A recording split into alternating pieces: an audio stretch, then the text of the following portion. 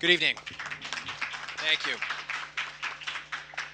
I want to ask you, are you fed up with our government and the public corruption that continues to plague our state and rob us of our hard-earned tax dollars? Are you tired of the political insiders lining their pockets with your tax money and Rhode Island's future? Are you ready to fight to take back your state? Well, if you're ready to fight, I'm ready to lead. My name is Erik Wallin, and I would like to be your next Attorney General. Public corruption is not some esoteric term. It isn't a theory. It is a dollar and cents issue here in Rhode Island. Every single time that someone gets a sweetheart deal because they know a political insider, it comes out of your pocket. We don't print money in this state like the federal government does, so when the legislature needs more for it, they come to you. And that means you have less of it to spend on your priorities. And we've got to deal with public corruption in this state because it is plaguing it. Whether it's the $75 million debacle at the landfill with insider real estate deals lobbied for by your current Attorney General when he was not in office, or the fraud investigators uncovered by Tim White at the Department of Labor and Training, who themselves were pulling no-show jobs allegedly and not catching up on the people who are frauding the state on unemployment benefits. We have a real problem, but we need an Attorney General who will go after it, and I will be that Attorney General. I intend to form a public corruption task force in the Attorney General's office. I will have seasoned prosecutors assigned to that unit, along with a investigator and someone with forensic auditing background. But this is going to be done within existing staff levels. I will not ask the people of Rhode Island to pay additional money to clean up the corruption in this state. We will also have a public corruption AG hotline, 24 hours. Call in a credible tip and we will follow it up. Face it, this is how Jim Hummel and Tim White are getting the corruption stories in Rhode Island. But they're not calling the AG, and it's because the people of Rhode Island lack confidence that the AG will go after those who are from the same old good old boy network that put them person there in the first place. I will be independent, and I will have the courage to stand out, to name names, and to shine a light on the public corruption in this state. It takes leadership, and leadership is something I know about. After graduating from Roger Williams Law School, I joined the United States Air Force and became a captain and a JAG. I supervised my own defense office at Wright-Patterson Air Force Base. I led, mentored, and trained other officers and enlisted personnel at 21 different installations across 13 states in the District of Columbia. And when I came back to Rhode Island, I served the people of Rhode Island, becoming a criminal prosecutor in the Attorney General's office. So I know how that office works, and I know how it doesn't.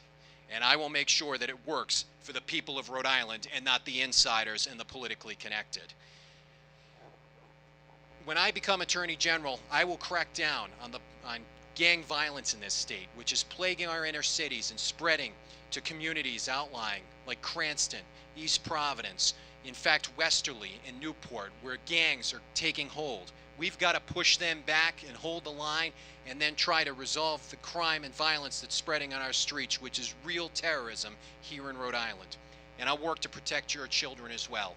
We have a loophole in Rhode Island that lets sex offenders who are released from prison move into your community, and you may never hear about it because for the year that they have up to appeal their classification, the most dangerous, the most predatory, you don't get notified. We need to close that loophole. So these are the issues that I intend to focus on, along with many others as Attorney General, but I will need your help because as an independent person running for this office, I will need your support. I will need it financially. I need people to hold meet and greets, and I need people to volunteer in my campaign. You can go to ericforag.com to do that. You can fill up the sign-up sheet at the back or take some of our literature. But together, we will fight the good fight and restore Rhode Island and make it a safer and more prosperous place for all of its citizens, independents, Republicans, and Democrats alike. And I thank you very much. Obviously, as Attorney General, I won't control the purse strings. But what I can tell you is that as Attorney General, I'll be a watchdog over the corruption that does cost us tax money. Most recently, and as I mentioned before, we saw that story about the fraud investigators at the Department of Labor and Training that Tim White uncovered. Now, these people were supposed to be out investigating fraud being done on the part of people who are collecting unemployment benefits when they shouldn't. Benefits that really the 14% of Rhode Islanders who are legitimately out of work should be collecting, and that number is a lot higher. I've heard it as high as 30% when you include the people who are not looking for work anymore and whose benefits have run out or who are underemployed. But as Attorney General, those are the areas I've got to make sure that we crack down on, because not only were they frauding the state, not only allegedly, and not only were they going to collect a pension for work that they weren't doing, but on top of it, as was uncovered by Tim White, for 3 years, the number of individuals who have been referred for prosecution for frauding unemployment benefits to the state, as well as for workers' comp, dropped precipitously over those 3 years, fell. So we can imagine, he only followed them around for 1 month. Can you imagine if they were followed around for 3 years? Corruption does in fact cost us money, and when we crack down on it, when we let people know that it's not going to be tolerated by the taxpayers anymore, then in fact we will save money, and that money will be yours to keep as long as we have a legislature that actually shows restraint in spending it and cuts government fraud and waste.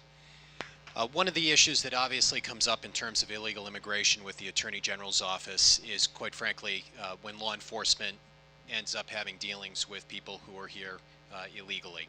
And I make no distinction in our cooperation with the federal authorities. The Attorney General's office, my experience having been there as a prosecutor, is that we cooperate with the federal authorities. So I have absolutely no problem cooperating with ICE. It makes no difference that we're dealing with immigration. It's an important issue to deal with. When we have law enforcement officers pulling people over and identifying that they're here and they're here illegally, then they should be carrying out their duties and they should be reporting those individuals to ICE. And when someone gets arrested and they're convicted and they plead guilty or they're found guilty after trial and they go to the ACI should be reporting that information and cooperating with ICE. Clearly this is an important issue, and we shouldn't be putting the police officers' hands and tying them behind their backs on this issue. It's an important one to deal with. We see too often that crimes are being committed. They're being committed, quite frankly, by people oftentimes who are here illegally. But on top of it all, as I remember as a prosecutor, many times I'd look through the files, and the victims, in fact, are coming from the same communities that these individuals who are committing the crimes from. So it's not a matter of it's not a racial issue. It's not a ethnicity issue.